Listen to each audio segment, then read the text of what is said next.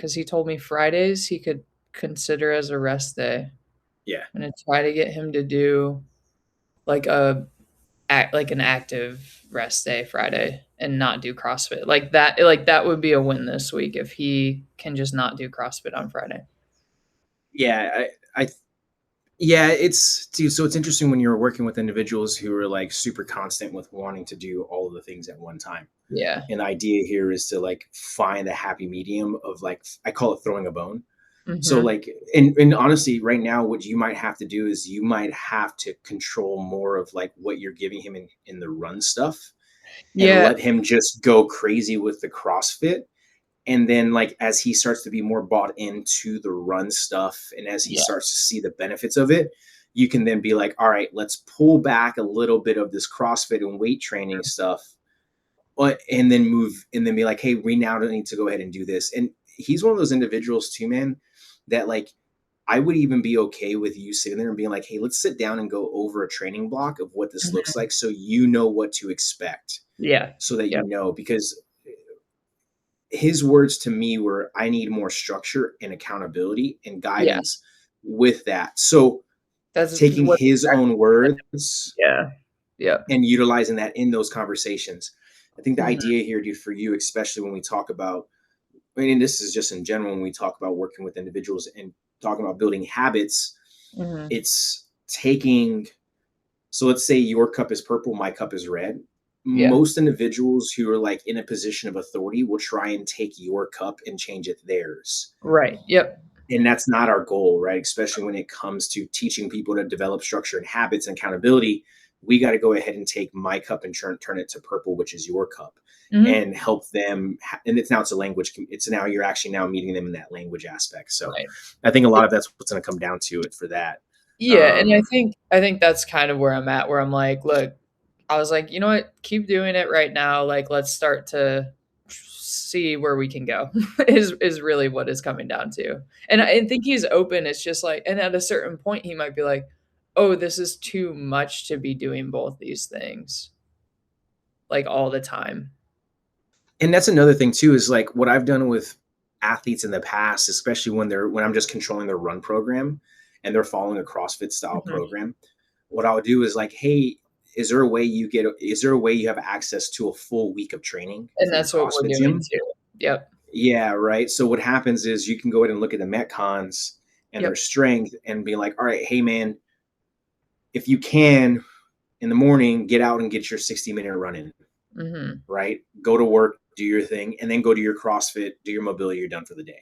Yep. Right. Or like, and then it's like, hey, actually today's your CrossFit is a higher intensity type day. I need more of an aerobic session.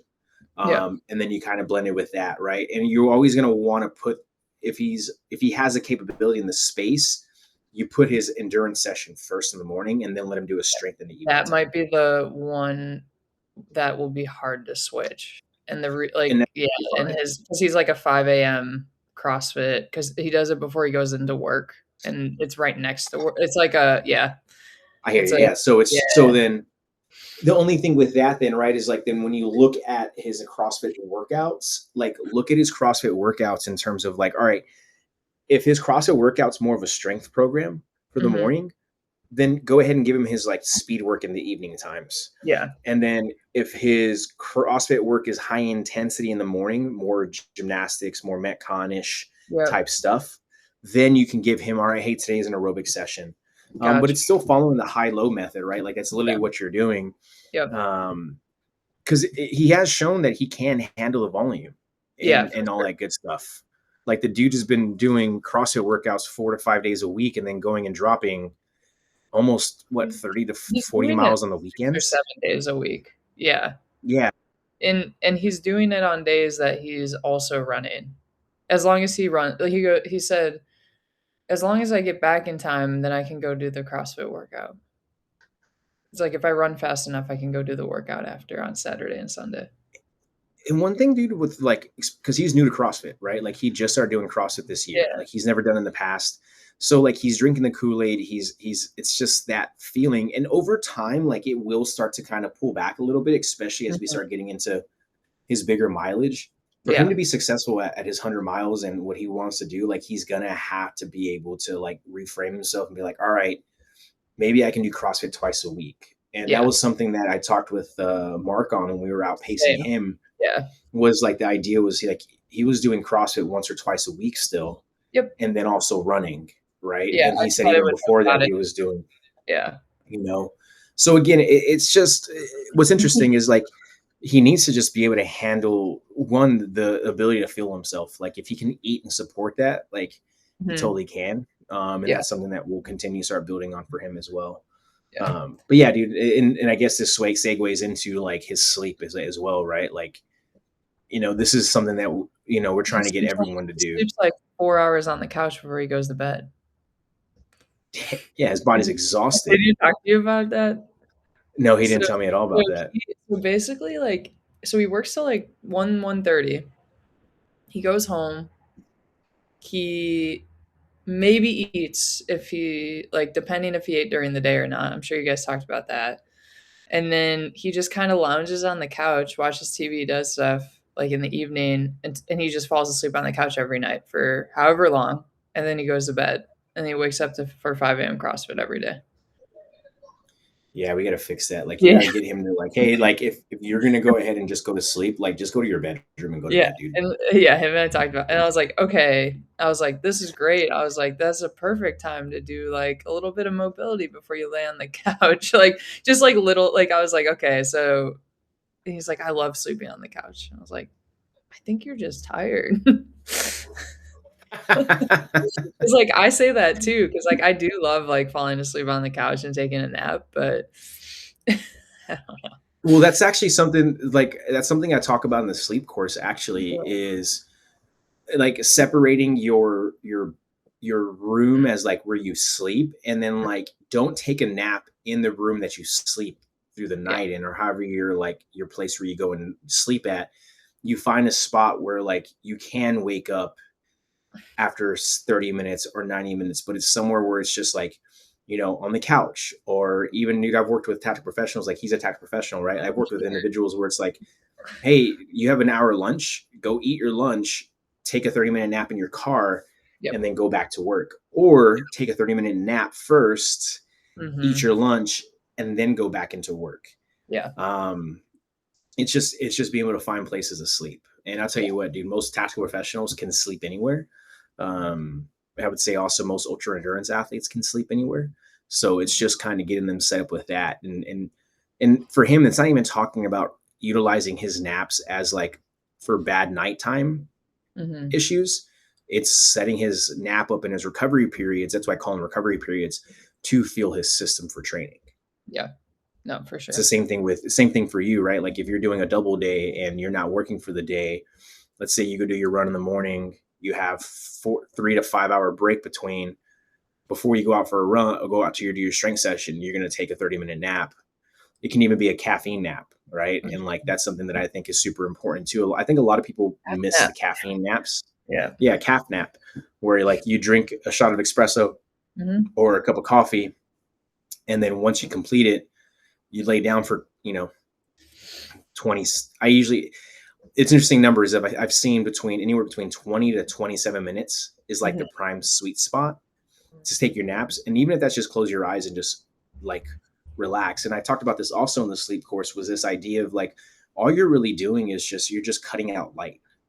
So you're cutting out like input sensory from your eyes. So it Yeah. allows for your brain to just kind of just like shut down.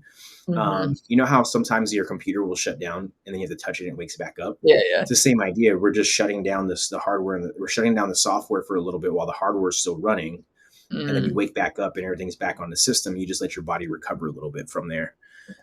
Is a really good point in terms of like utilizing naps and recovery periods when you are having high loads of work as well as training on top of that. And I think we tend to miss that when it comes to double sessions. I mean, you see a lot of professional athletes utilize this. I mean, I took that from Dr. Illick Lowenhains when he was working out in the UK, working with some of the UK soccer premier English teams out there, dude. Like they have legitimately inside their training facilities, they have sleep pods. Yeah. No, I remember Um, reading that in that book. Yeah. Also, too, I know Google has sleep pods as well, like Google Mm. itself. I think Apple does as well. Um, and then I believe that some of these Fortune 500 companies that have individuals that are there throughout, pretty much that live there, they actually have legit rooms where people can go sleep for multiple hours at a night, and they utilize the blocks of sleep. All right, hey, like if you're here through the night and you have nothing going on, go down for 2 blocks, which is 3 hours of sleep, or hey, go down for 3 blocks, which is 4.5 hours of sleep. Let's just go get these blocks in, and then when you're done, or even just go knock down for a half a block, which is 30 minutes, and then come back and go do your work. Yeah. What I've seen with that, and from reading research, they've talked about, and even talks about in the book of Power of Naps, Myth of 8 Hours of Sleep, it just increases productivity, which, I mean, from our own realistic anecdotal experience, we've seen how that works, not just from ourselves, but also seeing what it looks like when you have someone do a 27-minute nap real quick in an ultra marathon race, and they're back up and they're ready to rage again for a little bit. Yeah. Is a really good important piece there. Yeah, I think the especially for tactical professionals and like I've been working with a few firefighters recently, and that's always the conversation is like how they sleep throughout their shifts. And I don't like I guess that's a question. So we talk about the blocks, right? And ideally you're doing, you know, 2 or 3, 4 or 5 blocks, not one or two. Um, Is the downshift the same if you're going into one of those blocks? Like if you're doing a 30-minute nap, like do you go through that same downshift procedure or a shortened version or Yeah, it's a shortened version, right? Like it's like, okay, hey, I know it's a planned recovery period, Mhm. right? So it's like, okay, cool. Maybe I'm just doing, when we talk about that, we talk about the stop, prepare, and downshift, which is a method that we talk about inside the sleep course. You stop. All right, cool. I know I'm going to take a nap here in the next 40 minutes, right? Mhm. So 10 minutes before my nap, I'm going to go ahead and shut down my computer, or I'm going to go ahead and stop doing whatever it is I'm doing. And then right away now, all right, I'm going to prepare myself. What does that mean? I'm just going to go ahead and maybe drink a cup of coffee and set my alarm for 27 minutes. And the downshift actually becomes you just laying down Mm. and either putting a sleep mask on or just sitting there and closing your eyes and maybe doing some breath work. Maybe like, all right, I'm just going to focus on sit here and breathing, and maybe it might be a 4-second inhale with a 6 to 8 second exhale, 4-second inhale, slow and controlled. And then all of a sudden, next thing you know, you tend to forget about your breathing because you're now dozing off, or you've just sat there and done breath work with your eyes closed for Mhm. 25 to 27 minutes. Now you've just downregulated the system completely. The recovery periods has now been activated, and you might have not fallen asleep completely. And the idea with this is when we go ahead, and I don't talk about this in the sleep course because I don't want to get people lost in the science piece. Like there's enough of that out there, right? And like the reason why we talk about that 90-minute sleep window is because most individuals will go through their full REM cycle of sleep in 90 minutes. Mhm. Um, and the idea, though, with utilizing this stop, prepare, and downshift is to get you through your first couple cycles of your REM cycle so that you're spending longer time in those further cycles of REM. So, like, for example, like we'll use Jen, right? When we talked about her and I asked her, I was like, hey, what have you noticed with cutting back your caffeine when you were drinking it all day to now having it in the morning only and then going to decaf? She's, well, actually, I saw that my deep sleep went from 45 minutes Mhm. all the way up to, what was it? She said it went all the way up to like an hour 30 to an hour Yeah, 45. it was almost And that's doubling. actually, and what's that saying now is that she's actually getting into her deeper REM cycles, like her dream sleep and her deep sleep, quicker throughout her cycles. And she's spending less time in that like no sleep and light sleep REM cycle. Right. So what ends up happening is like it literally does this. It's like, and I look at it from this standpoint, it's the opposite of climbing the mountain. It's actually going down the mountain. Right. So now she comes up, she's hitting that no sleep. Now she's in that light sleep. And then she starts dropping down into that deep sleep. And that dream sleep starts to come back up a little bit. And now the peak might have been higher in her first cycle. And then all of a sudden, now that peak of her light sleep and no sleep becomes lower. and then she gets back into it faster. So it's this like constant drop of elevation over time. And then all of a sudden now, when after, let's say 4, 5, 6 cycles or blocks, her cycle comes right back up again and she's ready to rock and roll. Mm-hmm. So it's like it's this little drop. So the peaks now become not as tall, they start getting lower. But then Yeah. when she hits, like when she has gotten enough sleep, her body's like, okay, I'm ready to wake up, it kicks back up. It's the same idea with individuals. We use Sandra, for example, right? Like when we were using Mark also at Cocodona and Tahoe, what you saw with them was like, hey, we're going to give you 3 hours to sleep. But what ends up happening is they're so tired that they naturally just drop straight into that deep sleep and dream sleep within minutes. Yeah. So now they're accumulating that within 2 hours to where they're up at that 2 hour mark. They're ready to rock and roll, ready to go. And by the time you know it, they're out back onto the trail within that 3 hour window. Mm-hmm. Yeah. So it's this that's what we're looking at. So going to answer your question, bringing it full circle to like, all right, if a firefighter or a tactical professional is working a night shift, or they're trying to get some extra like some recovery periods in, yeah, that stop, prepare, and downshift protocol does shorten quite a bit compared to our like bedtime stop, prepare, downshift, where like your stop might be, okay, cool, we're cutting out lights, we're cutting out computer stuff, and we're stopping everything. Mm-hmm. Right now our prepare now is like, all right, what do I have to do tomorrow? That could be writing down, all right, hey, I have these meetings coming up, I have to be up at this time, so I need to get my gear together for it, I have to get my lunch prepared, my breakfast prepared, whatever Yeah. it is. And the downshift now is, okay, cool, now all my lights go off. Potentially they might even prepare might have been putting their blue blockers on, that might have been turning on some candles, that could also just be turning off all the lights and using red lights in the house. Like there's ways to do that. And now the downshift approach now is longer, because now you're like, all right, I'm going to go take a warm bath into a cool environment. I didn't talk much about this even on the course, but even talking about intimacy with a loved one, right? Like that also is downshift, Yeah. right? To help navigate the system to go downwards. And then all of a sudden now you do your breath work, and all of a sudden now your head's on the pillow, you put your sleep mask on, your room environment's completely set for sleep time, and you go to bed. To Yeah. where, again, the idea for this is to get away from you just putting your head on the pillow and sitting there for 30 to 90 minutes, tossing and turning, Mm-hmm. trying to go to sleep. And you're actually now you're actually getting sleep now with the time you're spending in bed. So I've seen this on Aura Ring, and we've seen this on Whoop, working with athletes and reading their data, where when we don't implement these systems and you just track their information early on without implementing any of these systems, their wake time ends up, their wake time, especially on the Whoop, it'll show you their wake time was 45 minutes in the very beginning of them being in bed. Yeah. And the goal is to go ahead and mitigate that and get that down to anywhere between 5 to 15 minutes of wake time when they first lay in bed.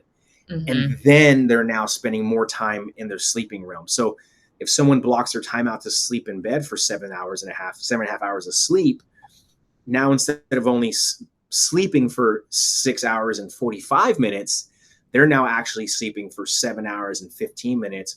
Or if we have it nailed down, they're actually sleeping for 7.5 hours Mm-hmm. with no sleep disturbances. Yeah. And like, that's the real piece around here. That's really what we're trying to do, is we're trying to improve the quality of sleep as well as the quantity of sleep when you lay down and put your head down, when you're spending time in that environment where you're really trying to sleep. Yeah. No, that makes a lot of sense. I think something I like had such a, like, I guess you could call like a myth about, or just like a bad thought about, was if I laid down to nap and if I didn't sleep, I was like, well, that was a waste of time. Where now my mindset has shifted more to what you're saying of like, hey, if it's even just blocking out light or breathing or doing these things for 30 minutes, it helps you reset. And I think like even Whoop now has three options of, there's sleep, there's nap, and there's deep rest. And so they actually Yeah. define, like, separate those three things, because yeah, they are three different things, but they all have the same idea of building towards recovery, just in different ways. And so I hear that a lot too, where it's like, well, I tried to nap, but it didn't work. but now I've like shifted my mindset around it's not about necessarily falling asleep. Like it's nice if I fall asleep in that nap time, but I don't feel like I have to because I still will wake up like more or less refreshed. Like before I went out pacing Sandra overnight, we got shifted like 4 or 5 hours later than I thought I would be. And so I tried to, I laid down for 30 minutes, I'd say, threw on the sleep mask, blocked out all the light. There's still noise and everything around. I think I put earplugs in too, which I'm still not certain I'm a huge fan of, but trying them. And I definitely didn't fall asleep, but it was like 30 minutes of just, this the sensory level just went way down. And so it was just so much better of just like, okay, I know I didn't sleep, but now I feel refreshed enough to go back out and do this. Yeah. Well, that's what, and when you saw me do that at GBF, right? Like Yeah, I you put had a said sleep that mask there. over That's me. yep. Yeah. And like, it wasn't that I was trying to get sleep in. It was just to limit the amount of light and like sensory input that I was getting in. And I also put my hoodie over me and I put the sleep mask where it covered my ears so that Mhm. it muffled what was going on. And I'll be honest with you, I'm not a huge fan of earplugs in my ears when I'm sleeping. I just have this Yeah. weird thing of like, what if they get stuck in my ears? That's why I one think of I the take sleep them masks I out while I'm use. sleeping. Yeah, like, I've tried them a Yeah, few times, and then they're not in my and I'm like, "Well, they fell out," or I definitely, like, just take them out. correct. Yeah. Yeah. So what I do is when I have a sleep mask that completely goes over my face, right here Mhm. at my nose and my forehead, and it goes completely around my ears and around my head. Mhm. So where Mhm. now it muffles noise as well as it also goes ahead and covers my eyes. And that actually has been super helpful because I'm not stressed about having earplugs in now anymore. And that Yeah. actually helps, right? And when we talk about lowering the decimal points of noise, Mhm. that's even if it's just muffled, it helps out a Yep. lot, right? Like one of the biggest things we change here at the house is we close our patio door now. Before we used to leave it open to let air come in, but Yep. like we have dogs from the neighbors that are across the way where they start barking, dude, at like 5 a.m. in the morning. Yeah. But I when mean, we the close birds that door, yeah. well, once we close that door, like I cannot hear anything. Mm. Yeah. So it's just kind of one of those things where it's just like again, when it comes to going, when we talk about this idea of like, all right, how are we mitigating sensory input, from sound and light? That's literally what it comes down to, is just kind of preparing yourself to not have to worry about that when you are in those deeper stages of sleep. I mean, you know how it is, dude. Like I'm pretty sure I talked a little about this too. I talked a little bit about it also within the sleep course, talking about sleep inertia. They call it sleep drunkenness, Yeah. where and people, I've heard this talk also too when we're talking about recovery periods and naps. They're like, I don't like taking naps because I wake up more tired than Mm. what it was when I went to sleep. And when my follow on question every single time is this: it's like, well, if that's like, how long are you sleeping for? Like, oh, I usually sleep for 45 to 60 minutes or 60 to 70 minutes. And I'm like, oh, well, this is what's happening. And I have to explain to them kind of the science behind the REM cycles and what's happening. And they're like, oh, that makes sense. So I've started individuals being like, hey, just do a 15-minute recovery period or a 15-minute nap and then go from there and see how it feels. And all of a sudden the response back is like, oh yeah, I woke up feeling a little more rested. And then you can start building off of that. It's the same thing with meditation, right? And like just stillness. A meditation session stillness could be as can be just 5 minutes. And Mhm. then you start building, even it could be 3 minutes, 3 to 5 minutes, and then you start just layering on top of that over time. But again, the idea with that is just developing the habit to do so. Where in my day do I have white space where I can implement a 3 to 5 minute recovery period? Or where in my day, my white space where I can go ahead and implement a 15 to a 27-minute nap or recovery period that allow for me to just go ahead and just completely downshift the system. And Yep. then from there, it just uploads the system back ready to rock and roll, as a whole. Yeah. You mentioned sleep drunkenness. I used to, like, get that multiple nights a week, which is crazy because I travel quite a bit. I was doing 3 weeks of travel on, 1 week off at home, and so I was in hotels every week, different place, different roo you know, everything was different every single week for me, and I would wake up and like genuinely not know where I was at all. Like it was kind of scary at first until I was able to like start to be able to talk to myself and say, I'm in this place, this is where I'm at, everything's safe, everything's fine. But I had no reason for it, like other than the fact that I was just in different places. And being in the middle of those REM cycles is what makes sense though. Where it's like I would wake up in my own bedroom and not know where I was, and I'd have to like come back to everything. And so I can see where if somebody's in these like rest recovery naps and they wake up like that and feeling that exhaustion and not knowing where they are, like it can be tiring, but to build up to it is just a really simple way to go. Yeah, no, 100%. And again, it's just like everything else, right? Like we talk about we talk about progressive overload, right? Mhm. Like everyone looks at progressive overload in terms of this aspect of just weight loading, of like, Yeah. okay, we're just going to increase our weight. But Mhm. progressive overloading is actually in a lot of different areas and variations. We can talk about movement progression, we can talk about exercise progression, we can talk about sleep progressions, we can talk Yeah. about nutrition progressions, we can talk about hydration progressions. There's a lot of this. And even talking about, right, like when we're trying to get an individual to eat more food while they're running, Mhm. right? Like we're not going to start you off trying to have you hammer down 75 to 100 grams of carbs an hour because you're out for 5 hours. It's like, hey, let's just start with doing 30 grams per hour. And let's Yep. just kind of get the gut used to that. And the progressive overload is like, all right, cool. After a couple of weeks, from 30, let's move up to 50. All Yep. right. And it's like, all right, cool. Then we're there all of a sudden. Next thing you know, within a 12-week training block, they've now gone from increasing their carbohydrate intake during a run from 30 up to potentially 60 to 75 grams per hour, where now their gut can handle that. That is a sleep. That there is legitimately progressive overload. Same thing with sleep, right? Like all we're talking about is developing small micro systems that will progressively overload over time to only amplify everything that it is we're doing. And like I've had we've had a couple of individuals who have gone through who are going through the course right now, who are on that third week of their rebuild. Mhm. And what I've gotten back feedback was like, hey, like my nighttime routine is getting better, my Mhm. morning routine isn't fully there. And like that's the point where it's like, I'm not asking you to go ahead and fix everything in 21 days, but if we can fix one thing within that 21-day reset, guess what we end up seeing? You end up, one, building confidence. Two, you now trust yourself that you have the ability to develop a habit. And then now that nighttime routine becomes routine Mhm. over time, to where you now can handle implementing, okay, cool, now my nighttime routine is getting better, I have this natural habit of what it's doing. Now let's go ahead and look at what my morning routine looks like. Yep. Or vice versa, someone might be doing their morning routine like, another individual, he talked about, he was like, yeah, he's like, what I started doing was I got rid of alcohol. Cool, Mhm. awesome, that's great. But he's like, oh, you know what I started doing was I started putting in protein before drinking coffee in the morning.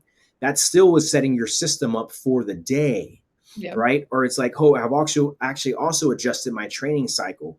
And naturally, those adjustments have just naturally made his nighttime routine a little bit more simpler, as well as making his morning routine as well that much more efficient. So Yep. now he's just made small adjustments throughout this block that are like, one, consistent within his system of his day, to go Mhm. ahead and allow for him to just go ahead and generate better sleep in general. And when we say generating better sleep quality, meaning like, hey, I'm sleeping better at nighttime, I'm not waking up as tired. And like that's really just what we're looking for with this, right? Mhm. Ultimately, because most of the time when we talk about sleep, and again, I don't mean to speak in absolutes or generalities, but the idea behind this and what we've seen in a lot of sleep courses, like, here's everything and I need you to fix all of it at once. And that's not how this works. It's micro loading. Again, that's what progressive overload is. It's micro loading, to where over time it just naturally becomes a macro piece of that, right? That's the Yeah. reason why when we talk about it's just periodization as well. Mhm. I think with because I use this when people say that they can't run, it's like everybody understands conceptually like building weight over time, right? If you look at a 100-pound dumbbell or something in front of you, you're like, I can't lift that. but you would start at 5, 10, 20, and you slowly progress. Whereas go to running and people are like, well, I can't run a mile. You're like, well, you don't have to run a mile. Like, run 10 seconds, 30 seconds, 1 minute, 2 minutes at a time. But people like it's oftentimes not looked at it the same way as like when you see the weight because there's something physical about it. And I think that's what you're saying with the sleep too, is like we're often given so much information that it's hard. It's like a Cheesecake Factory menu, right? And you're just like, what do I do with this? Whereas you have like a prefix and you're like, hey, just choose one thing from each of these and let's slowly implement it one piece at a time rather than giving them everything. And, you know, when we look at things like sleep, nutrition, and we've talked about this, they are simple, but when we try to do it all at once, it's so overwhelming and that it doesn't we don't progress like that because we see it and we're like, "Oh, those are all really easy things to do. Let me just go do them." And then you're just throwing 10 new things at yourself at once rather than taking those small steps at a time. Yeah, no, it's a really good point. It's interesting. So with so my son, I've been taking him out on more hikes lately. Mhm. And one thing I had a dad was carrying his daughter in his back on one of those like packs that Yeah. carry your kid in, and he was with his wife, and he was like, "How old is your son?" I was like, "Oh, he's only 4 years old." And like the kids, we're climbing. This was another day. He was like it was an hour and 15 minute hike, Yeah. and like he would run and hike, Uh-huh. and we were climbing up the mountain. It was a little tiny gradual climb up. And one of the things that dad asked me is like, how did you get him to start doing this? And I was like, I've actually just implemented him hiking in the mountains with me since he was able to walk. And Mhm. it's not something that I'm utilizing as a forceful thing. It's like, hey, we're going to go only as far as you want to go. Meaning like, hey, we can go as far as you want. And then when it's time to turn around, you turn around. But just understand that like the further you go out, the further there is to go. Like you have to go back that same distance. Mhm. And what we've been seeing with that is like it's just a natural progressive overload. And the reason why I'm utilizing that, and I took this concept when we talk about strength building, you talked about this idea of a progression overload and periodization. When we talked about periodization and progressive overload, the story comes back from a long time ago. I think it was way back in the, it was like the 1800s or something like Yeah. that. And it was actually utilized on a bull. So there was a boy who would start picking up a calf and lifting Mhm. him up and then Okay. putting him Yeah. down. And as the boy started getting older, he would start picking up bigger calves. And then all of a Mhm. sudden, next thing you know, by the time he was a grown man, he would go pick up a bull or a cow or whatever else. And it went from this calf and this boy weighing 60, 50 pounds and the Yeah, calf I know what weighing, you're talking about. Yep. you know what I'm saying? And Yep. progressively over time, when he's 180 pounds now, when he goes and picks up that cow or that bull, right? Yep. Like it's not defeating and it's not scary because he has the confidence to lift it up. It's the same thing here with me teaching Atlas on how to go ahead and improve climbing up a mountain, right? Mhm. Like today we went climb cows, and like we didn't go all the way up to cows, but he climbed That's all the way up to the an Baker Way Trail. mountain. That's not an No, easy we went mountain up the we for went people that yeah, don't we know. went up to like one yeah, we went up to 1 mile backside of it where like all the coffee shops and everything are on that end, Yeah. and we went up it and we climbed up to pretty much Baker Way Trail. And if you know the route on Cows Mountain, Baker Way Trail is like the last point you go to before you start making the zigzags up to the final peak. It's the last pitch before you go up. And Yep. he climbed up the whole time. He took his breaks, he took some water in, I fed him, did his thing, and then he was like, "All right, Dad, I'm ready to go back down." Cool. Now it's teaching him how to walk down and go back down the mountain where there's times where I have to carry him down because some of these boulders are like massive rocks to him because he's only 4 years old, 3 feet tall, Yeah. so it's looking a little bit different. So again, pulling it full circle and talking about this idea of implementing micro behaviors and habits that lead to bigger successes, that's literally what we're doing here, right? And what we found in our society today when it comes to fat loss and it comes to just instant gratification and instant success rate, you tend to get pulled away from what this actually looks like, right? Especially with GLP-1s. Yep. Everyone's like, dude, like he lost 20 pounds in a month. It's taken me It's taken me a year to lose 20 pounds. Mhm. And you're like, well, I get that.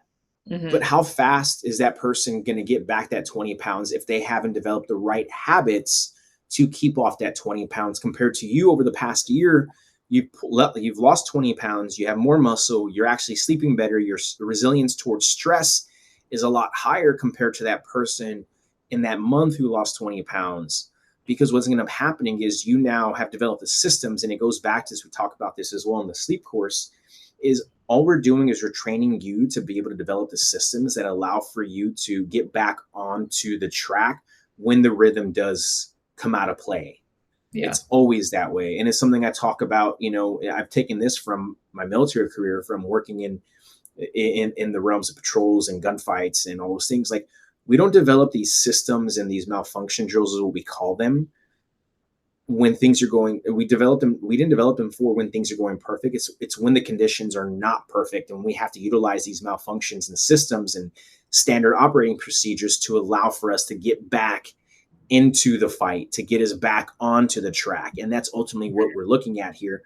I can even go another layer when we talk about alcoholism and alcoholics, right? We're not trying to have you change something really fast. We need you to build small little micro habits and systems so that when that urge to jump off the bandwagon does happen, Yeah. you have the ability to throw in those little stress, those micro habits and behaviors and tools and malfunction drills to potentially, if you think about jumping, it brings you back on. All right. Mm. It keeps you from jumping, right? And if you do fall off the bandwagon, there's not this like sense of failure. It's more a sense of like, all right, this is the moment now I get to utilize the micro behaviors and skills and tool sets and malfunction drills that I've learned to get me back into the fight to keep moving forward. And I think that's the big piece here when it comes to the sleep course that we're really trying to highlight.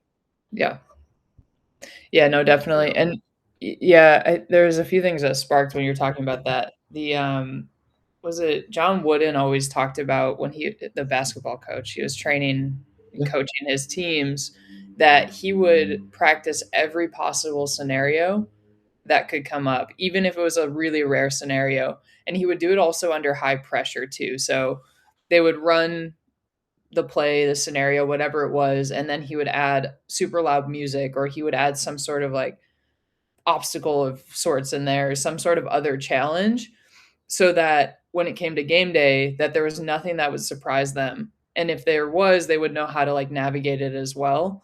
And I think that like with sleep, we think it's like this like idolized place, and it's just like, okay, you sleep, you go to bed, but that's very untrue. And like, forget things like travel and everything else, but you said just like the dogs barking outside, there's a siren, or these things come up, like how do we create the scenario before, like we are prepared beforehand for it to happen, so that when it does, we can, shift back into that sleep if we do wake up in the middle of the night or these things come up. Yeah.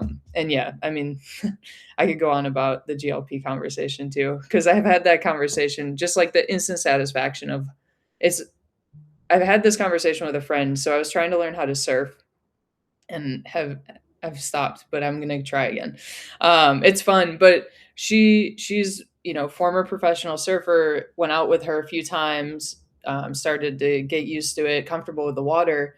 And we had this conversation because we started to notice people in the gym that were taking GLPs and coming to the gym. And my thought was like, because I played sports growing up, was like, if I could take something that would instantly make me a good surfer, would I do it? And the answer was no, because like, yeah, that'd be cool. I can go do these things, but you wouldn't have all of this information that you've learned and built over the years, and like how, like all what you're saying, like the the lessons and everything else and the processes, because you might know how to do something, but if something goes wrong, how do you adjust Yeah. and adapt to it? Yeah.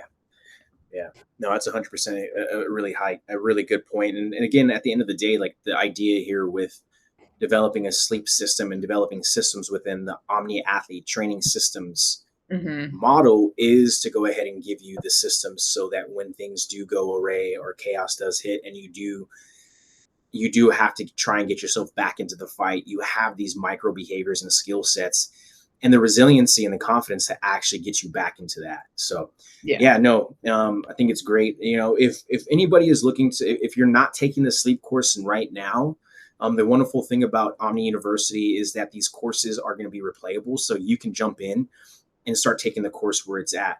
Obviously, you're not going to be a part of the live cohort, but you will be able to see that the individuals that have taken it have been communicating. And what's really cool with that is those who have taken the course will be able to help also educate and share with that not only just what you're learning from us, and there's a constant and continuous education piece behind all of this. So if you're on the fence about joining the Sleep 101 Rebuild course under Omni University, I challenge you 100% to go ahead and take it and see if you can learn one or two things. I've already said this. If you are on the fence and you do take it and you sign up and you're like, hey, none of this stuff worked for me, I will go ahead and refund you your money 100%. And we can have a one-on-one phone call and talk about what we need to do and fix that with that as well. But yeah, we had just changed it. You do have a 7-day free period within the Omni University school now to where you can join. We did lower the barrier to entry to $5 a month to just join the community posts, the Start Here in the Omni Life Foundations course, as well as have access to these office hours conversations, have access to the community calls, as well as we are going to be launching a new conversation called the Omni News, where we are going to be highlighting our current community successes, what's working, what's not working, and what is on the horizon for individuals as well. So we're looking forward to launching that. And if you want to go ahead and reach out or work with Sam or I one-on-one on a one-on-one coaching standpoint remotely, reach out to George at omniathletetraining.com or reach out to Sam at omniathletetraining.com or head over to the website of omniathletetraining.com, and you can go ahead and go through our onboarding process there to get into a discovery call to allow you for that. As well as if you're looking for some type of group training or template style training that's subscription based, go take a look at Omni Life, which is just your basic GPP programming. And that's for individuals who are just training for everything and anything and want more of a dedicated GPP style training program that allows for them to be ready to handle whatever comes their way. We also have an Omni BJJ program that will allow to get you ready to be more of a better BJJ practitioner from a strength and conditioning standpoint that transfers into your fighting and your training and your recovery and all that great stuff. As well as we also launched our Omni Engine, where if you don't want to do any of the strength work and you just want engine style programming, you'll go ahead and see on there we have running, rucking, swimming, biking, and just mixed modal type stuff weekly on there for you to follow as well. Within all of those programs, you do get access to the mobility lab where we have different focuses and highlighting points for mobility, from end range strength to joint manipulation in terms of getting more range in joints. We also have like yoga flows and down regulation, meditation, breathing work, mobility type of flow stuff in there too. There's a lot of different things in there as well. But yeah, thanks for listening and thanks for jumping on and taking time to hear us ramble about sleep and training and all that other good stuff. Again, this office hours is for the community. So we are going to continue running these every Tuesdays. Sometimes it might be at 9 a.m. Sometimes it might change. But the cool thing about that is you can access this call with us and we can go ahead and have a conversation with you and the questions you ask. We can have it. It's not just always just going to be this one-on-one conversation that Sam and I are having. It's more so for us to, integrate the community into conversations and providing real life feedback and experiences that actually not just help you, but help those who are listening. Again, if you have a question, you might have the same one and it might help you answer that. So again, thanks for listening and reach out to us if you have anything. Sam, you good? All good. Sweet.